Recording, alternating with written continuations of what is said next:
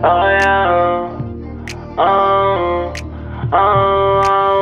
Wait a minute, girl, can you slow down? Wait a minute, girl, what's the rush now? I wanna introduce myself to you. My name is one-on-one guy, you prefer now. I like the way you put your fists together. I like the way you do your hair in the morning. I see why all the boys want you, girl. YouTube, what's going on? It's Quan Gotti here. We another Washington Commanders video, and in today's video, I'm coming on here with my draft recap video. So without further ado, let's get straight into today's video. But before we do, make sure you guys go down below, leave a like on this video, subscribe if you're new, and turn on post notifications so you get notified when new content is posted to the channel like this one. Thank you so much. Let's get straight into today's video. So there you have it, ladies and gentlemen.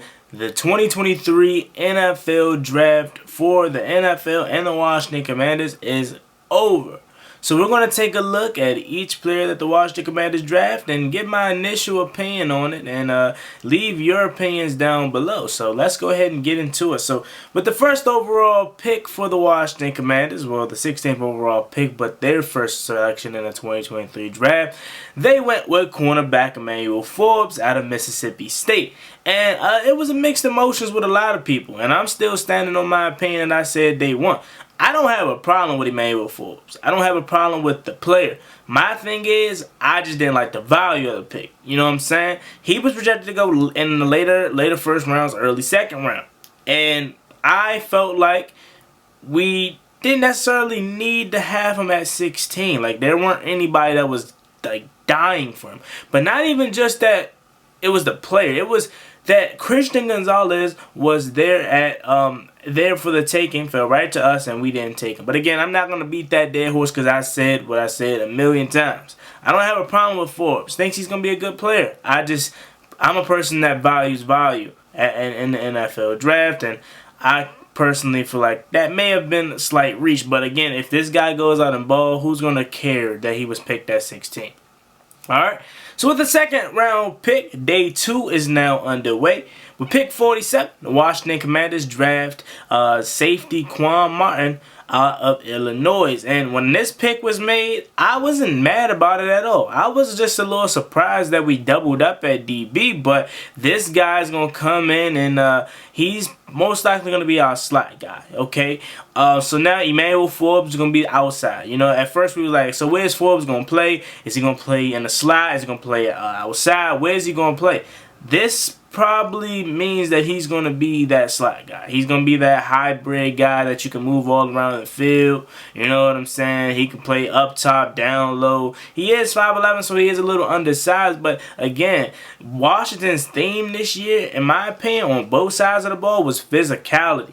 You know, and that's what you're getting out of these first 2 draft picks. Guys that are ball hawks, physicality, not afraid to come down and make a play on the ball. And I'm not mad at it at all. You know what I'm saying? Again, this is another player where a lot of people thought Washington would draft, but just not the specific round. But I mean, again, they were going with according to their board, and if they feel like they need to get their guy around earlier, so be it at this point. You know what I'm saying? You're a part of this family now. You're part of the team, so of course I'm going to root for you. But again, another pick where I didn't dislike it at all. Just a little odd, you know, to draft a corner in 16 and then to draft a DB again at 47 was something that caught me off guard.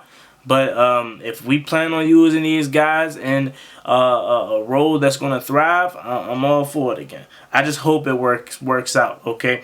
So with the third overall pick, their third selection of the draft, I should say, pick 97, they take center Stromberg out of Arkansas. I had to look at his name again because I didn't want to butcher it. Like, because I remember, you know, when I first made the video, I was butchering his name. But we took center Stromberg out of Arkansas. Another pick where I was fine with it, to be honest with you, because he's most likely going to be Chase Roulier's replacement. With drafting him, with re-signing Tyler Larson, with having Nick Gates. Alright, this is probably the end of Chase Roulier's tenure here in Washington, and it's very unfortunate because he is a guy that when he's healthy, he can play some ball. Okay, he can be one of the better centers in football, but the problem is with Chase Roullier, he's never healthy. And the same thing could be said for Tyler Lawson, but we don't view Tyler Lawson as a starter, as a 16, 17 game starter. Okay, so that's why he's brought back here. Ricky Stromberg, killer in the run game. Okay, athletic center, and he's a mauler. All right, it seems like with the hiring of Eric Bieniemy, we're going to now this more powerful, get in your chest. I want to make sure when you play against Washington, you wake up the next day not feeling good physically.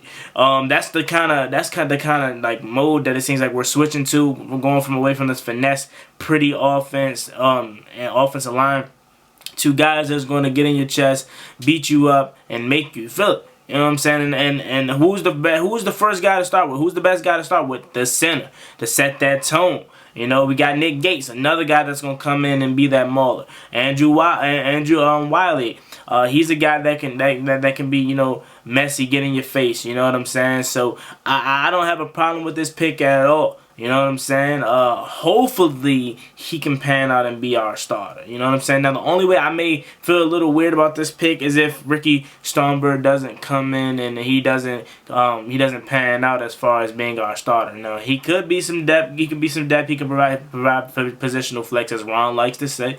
So that is a plus. But I'm assuming that he's gonna come in immediately and potentially take over from Chase Roulier.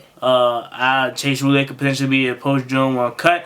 I don't know. With all the moves made, it just doesn't seem like Roulier is going to be here any longer. So with the next pick, our fourth selection, 118, the Washington Commanders take guard/tackle Braeden Daniels out of Utah. And this was one of my favorite picks of the draft because I had us mocked to him. That's why. But I was super excited to see us that we finally are addressing the line. You know, we need to upgrade this interior because of what the Eagles possess now with adding Jalen Carter alongside Jordan Davis. The Giants, they had Leonard Williams and Dexter Lawrence. And then even the Cowboys got some interior help in the first round with Mozzie Smith.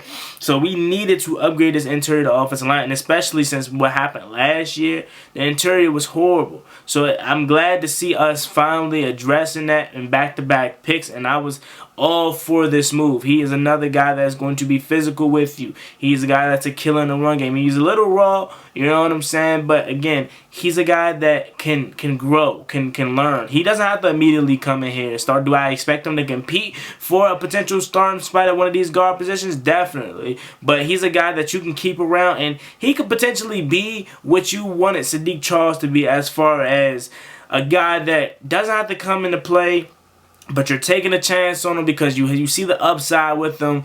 He's raw, but he can learn, and he may take a year or two to fully grow. And he could be that new Sadiq Charles, because the thing with Sadiq Charles is he never can stay healthy, and you really haven't seen that growth from him. So hopefully this guy could be the opposite of that, and who knows, maybe he is the starting left guard or right guard of this team. And again, he can provide tackle depth for you too, so that is also great. Again, all these guys are positional flex guys. You know, that's the one thing Ron Rivera loves, positional flex. So with the next pick in the 5th round, the Washington Commanders, this was a little surprising to me. They traded up with the Buffalo Bills to select edge KJ Henry out of Clemson. This was surprising. One, that we traded up for him. So this is a guy that they were banging the table for. Like, we have to have this guy. And it was a little surprising with the position that we went. DN, I did not expect to go. Now, I knew we were going to go DN at some point. But the 5th round, and it's not even necessarily the 5th round, it's just the fact that we traded up for him. That was a little surprising. I still wanted us to draft linebacker at the time. I wouldn't have minded us drafting a running back at that time, or even tight end. But at that specific moment, we went edge rusher. Let's read a little bit about him to learn a little bit about KJ Henry, because all I know really is he's not the fastest, he's not the strongest guy, but he's going to be a guy that's hustling. So let's read a little bit about him. Washington moved up in the 5th round to select Henry, a 4-year contributor at Clemson. Henry has played a lot of football, and his best 2 seasons were his final 2 seasons, meaning there is room for continued growth. Henry has excellent size, reach, and athleticism, and can serve in a backup role as a rookie. Considering Washington has its top 5 defensive ends headed to free agency in 2024, it was smart to begin adding some depth. Henry has excellent character and coachable and has the physical traits you desire to develop. Now, I did hear that he could potentially play linebacker too. I don't know how true that is, but again, I wanted us to draft the edge. You know what I'm saying? And I knew we were going to do it at some point because, again, like they mentioned, all of our guys are going to free agency. You know, obviously we're going to re-sign either Montez or Chase, but one of those guys are going to free agency and the time may follow. So it was great to get a guy here under a rookie contract, and obviously with the thing that happened with Shaka Tony, he's probably done here in Washington, so we desperately need to upgrade at the edge position, and hopefully he can come in and provide some solid depth. You know, he could be a sub-rotational pass rusher and come in and, you know, keep passing downs really and go get after the quarterback. So with the next pick, the Washington Commanders at pick 193, they draft running back Chris Rodriguez out of Kentucky. This was a really good pick. They compared him to Isaiah Pacheco, 6'1", 217, a guy that can be a mauler in the run game, can go out there and pass catch. Obviously, they're making comparisons based off of these guys in size, not literally saying he is Isaiah Pacheco because we don't know that for sure, but just how they play the game is and how Eric Bieniemy could potentially use him. This guy could be something special. You know, with him, with Brian Robinson, with Antonio Gibson all in the backfield together, is going to be a great, great thing. This could mean the end for Antonio Gibson next year, but hey, just live in the moment. Just love it for now. You know what I'm saying? Don't even worry about AG hitting free agency next year because I'm already expecting them to, because you already know how they do running backs in this day and age. So shout out to him, and another solid pick that I don't mind. Number 7, the final pick of the draft. The Washington Commanders select a Louisiana linebacker, Andre Jones. And this is a pick that I was expecting us to go a little bit early, but I don't even know why I did that. I don't know why I expected us to go linebacker a little bit early, because it just seems like we devalued the linebacker position under Ron Rivera. So I don't know why I was expecting us to go linebacker earlier, but we got a linebacker. I'm hoping that he can potentially turn into something, because we need as many linebackers as we can. Right now it's Cody Barton, Jamin Davis, and Khalil Hudson. Really.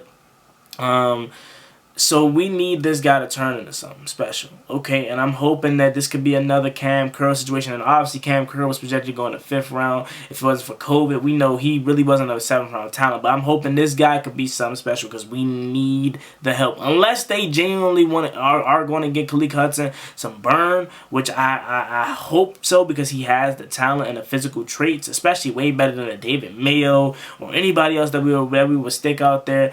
If we're going to give Khalil Hudson some bump, fine, but I hope this guy Andre Jones can come in and compete for a linebacker spot. He was really solid at Louisiana Tech. So yeah, man, there you have it. Let me know what you guys think about this video in the comment section down below. How do you feel about the Washington Commanders 2023 draft class? Leave your opinions, comments down below again. As always, Emmanuel Forbes, like, comment, and subscribe to the channel if you are new. It is totally free to do all 3. I hope to see you guys in the future video. See you guys next time. I'm out. Peace. Cross me one time, that's gonna get you popped. Get you popped.